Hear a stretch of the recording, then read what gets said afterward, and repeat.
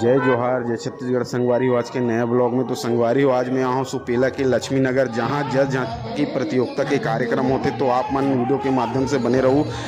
Performance बहुत ही जोरदार, बहुत ही सुघर है संगवारी हो। तो अभी के लिए जोहार है।